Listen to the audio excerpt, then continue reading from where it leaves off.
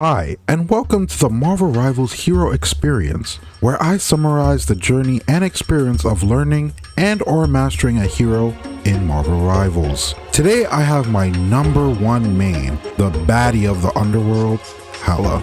You probably didn't know anything about Hela coming into this besides maybe that one Thor movie where she's the main antagonist. Also, how the fuck we don't have Ragnarok Hela as a skin yet? Come on, Rivals, lock the fuck in before I get to— Whenever a Hela skin drops, us Hela mains get excited because there is never not a time where Hela isn't meta. So we can play the character as much as we want in any team comp, and our team won't think we're throwing, even if we don't hit our shots. Did I also mention that she's a bad? Hela is one of those characters where your experience is totally defined by how much mechanical skill you have, and how much it evolves the more you play and get used to how her shots work. Hela is a hit scan character, meaning her primary shots hit a target the moment you press whatever it is you use to shoot your shit. This sounds super easy to do compared to other heroes like Bucky or Mantis, where you have to lead your shot depending on the distance of your opponent, and it is.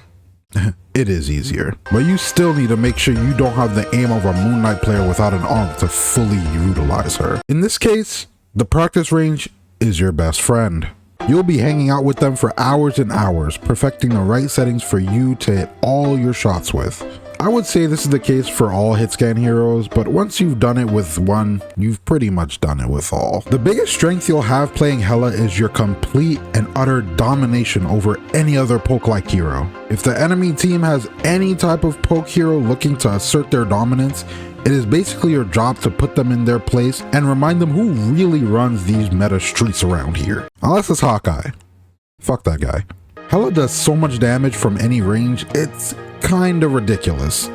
Actually, it's very ridiculous. How the fuck ain't she nerfed yet? The biggest weakness for Hela is dive.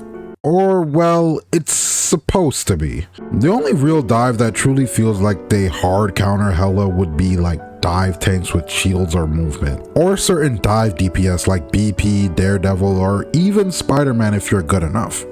Emphasis on if you're good enough. If you are even a slightly above average Hela, dealing with other dive DPS is kind of a non-issue if you know how and when to use your cooldowns. I'd say the worst feeling when going up against an enemy comp would be getting diffed by another Hela. And I really mean specifically another Hela. With other hit scans, it could also feel devastating, but if it's another Hela giving you dick to the face, you can either just respect it or just feel like a failure that you have to swap so you don't sell your team.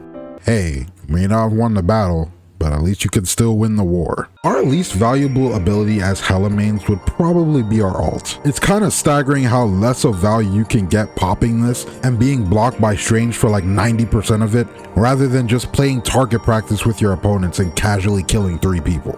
Not saying it's not worth it to pop it, it's still an ult that can squad wipe if there's nothing to stop you, but with Strange being such a prominent tank pick across all ranks, and other tanks like Angela and Emma being able to block some hits, people will start getting smarter the more you go up in rank with how to counter your ass. By the way, small tip for all my fellow Hela mains: if you use your Thorn ability on a shield, the moment it's relinquished or popped, the Thorns break all at once with accompanying burst damage. This is great against Mag, Strange, and Hulk when they put up their shields thinking they're safe from burst damage, while you crush their hopes and dreams of thinking they can get out of your gaze alive. As Hela mains, our best maps to wreak havoc would ironically be Yggdrasil and Kunlun. These maps allow us to take so many angles to commit atrocities from a distance and still be safe. A lot of people will say poke has been too powerful for too long in the game, and that it needs to be nerfed. And honestly, I agree. I mean, poke is love, poke is life. Fuck you mean?